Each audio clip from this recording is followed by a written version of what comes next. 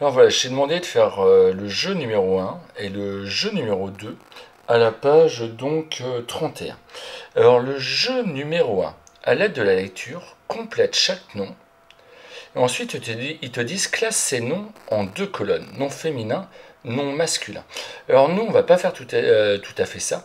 Je vais juste te demander de recopier le déterminant qu'on doit mettre devant, qui est dans le texte. Tu vas écrire le nom juste après.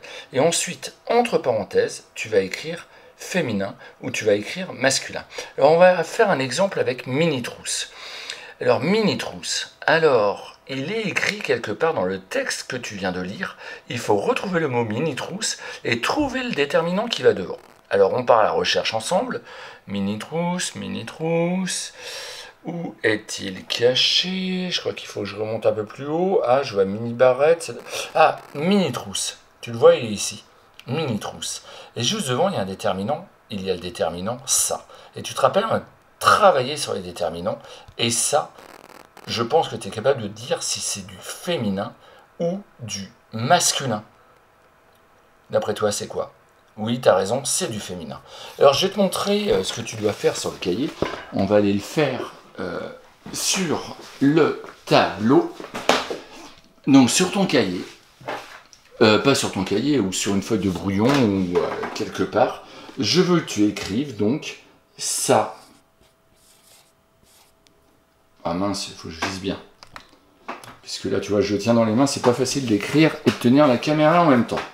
Ça, mini trousse.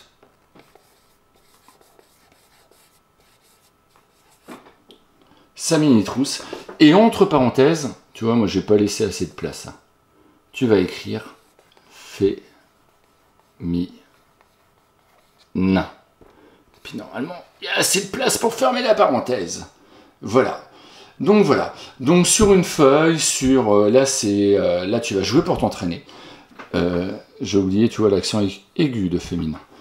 Eh bien, tu vas jouer, tu vas t'entraîner à essayer de retrouver ces différents noms communs et mettre leur déterminant devant vis-à-vis du texte.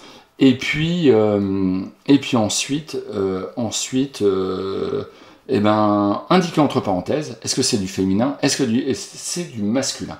Et ensuite, l'autre jeu que je t'ai proposé, mais c'est exactement la même chose. Mais cette fois-ci, tu ne vas pas jouer avec féminin et masculin, mais tu vas jouer avec singulier et pluriel.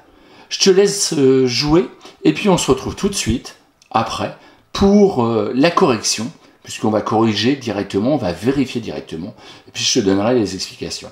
A tout de suite.